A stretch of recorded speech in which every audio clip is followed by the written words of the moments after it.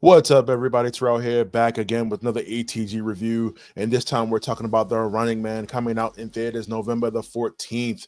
I had the opportunity to see this movie in the theaters at a screening early. So I'm here to talk to you about that now. This is the latest in Edgar Wright's theatrical releases. I feel like I've seen everything. So I don't think I've missed anything from Scott Pilgrim to Baby Driver. I've seen just about every Edgar Wright movie. So you can already imagine I have a certain, I don't want to say bias, but a certain level of expectation when it comes to Edgar Wright. I mean, for the most part, the guy doesn't miss. He's hitting all the shots out of the park. Um, but with this movie, this is a remake of a classic Stephen King novel already done by Arnold Schwarzenegger back in the day, which I have seen, which of course done on a smaller budget, smaller scale. A lot of different changes from that movie to this one.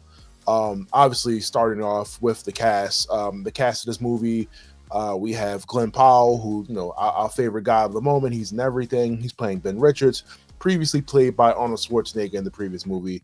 Alyssa Ben playing Kathy. David Zayas, who we already know from Dexter, everybody's favorite Latino. Uh, he's in this movie. We got a big cast. We've got Lee Pace. We have man, trying to remember everybody.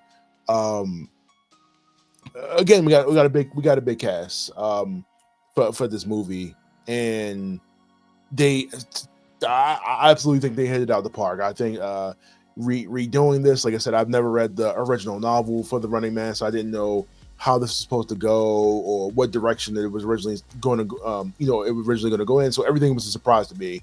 The only knowledge that I had originally was of the original movie, which again, if you watch that movie, is completely different movie here. The movie, as you know, let me give you a description. Josh Brolin is one of the people I wanted to tell you. The movie give you a description. A man joins a game show which contestants are allowed to go anywhere in the world, are pursued by hunters hired to kill them. So the prize is $1 billion. They got 30 days to survive. You're chasing, getting away from the hunters, and you have to survive 30 days. So far, there's only been one guy that has made it the longest amount of time. We don't know who that is. We found out that in the trailers that pretty much the game is rigged, and Ben is pretty much there to shut down the system. This is like a dystopian future where the upper class, lower class people are treated differently. We've seen it before, but in this time, Ben is down on his luck. Being a good guy doesn't get you anywhere in this world. It pretty much just hurts you.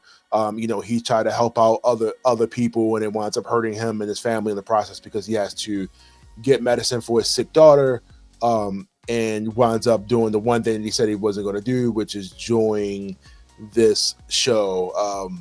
That is ran by Dan Killian, played by Josh Brolin. Josh Brolin is just such a good actor, man. Like he really sells villain, I think, and everything. He does, and the crazy thing is he doesn't even really play villains in a lot of his movies. He's usually like a hero, but he really sells villain, I think, in this movie. We got Colman Domingo as Bobby T, who I think brings a lot of energy to this as well. He's the host of The Running Man. When have you seen something that Colman Domingo is not good in? That I think that's the question of the day. When was the last time you saw something that you man, this Colman Domingo TV show or movie was not good? So you already knew with the cast like what you were getting into. But anyway, so like I said, we got a great cast. Let's talk about the overall the action of the movie. I thought the action was phenomenally done. I didn't expect this to get a rated R rating. I thought this was going to be a PG-13.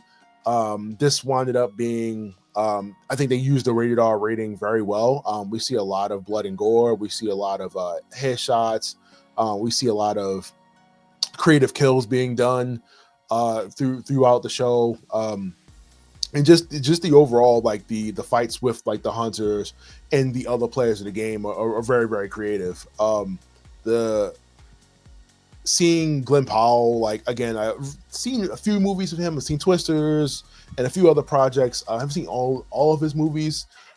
But I think he does a really good job with action. You know, he, like I said, he's the guy of the moment. He's young. He carries this very well. He has a very leading man energy, a very action star energy, if that makes sense.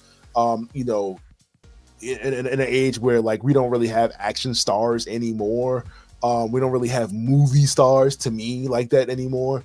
But I feel like he is kind of bringing that back. I feel like they're trying to embody that action star, that movie star quality back with Glen Powell, especially with the saturation of so many roles that we've seen him in over the years.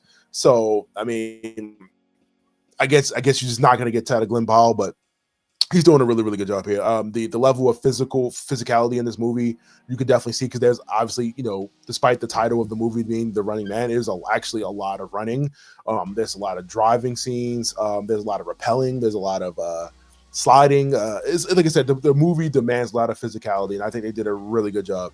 Edgar Wright absolutely always bring, you know, I feel like, you know, from watching Scott Pilgrim to Baby Driver and so many of these movies, I already kind of know what I'm getting into. This movie didn't disappoint. I still like the original with Arnold Schwarzenegger, but you could definitely tell, you know, just going upon watching that, like they feel, obviously they're two different movies. The original movie, like it's set in a dome, lower budget. They don't go outside. There's not like a global, you know, around the world, you know, come find me situation. It's a lot different here. They do a really good job of really opening that up, I think, in this movie compared to the original. The musical soundtrack is phenomenal. I don't want to spoil any of the songs used, just go see it. But the music soundtrack is phenomenal from start to finish. Like, it really keeps you motivated, keeps you going. Just everything I thought was really, really well done. I mean, the stakes are there. This movie just dives right in from the start and just throws you right into the action. Like, you know the cause, what's going on, what has to be done. Let's get into it. Movie runs at about, make sure I get this right. Movie runs at about 2 hours and 13 minutes. I don't feel like it overstays its welcome. The movie starts like almost immediately, so we're not wasting any time there. There's no after credit scene, so that's not a spoiler or anything like that. It's just straight credits, and very creative credits as you usually get from Edgar Wright at the end of his movies, which I do notice that tag that he does with a lot of his movies. But the ending credits, I do like how that. Now, there is after the movie ends, there's like a post thing, but there's not like an after credits. It's not a Marvel movie. Like I said, this movie's phenomenal. I'm giving it, like, if I, you know, out of a 10, 8, out of a 5, a 4, or 3.5.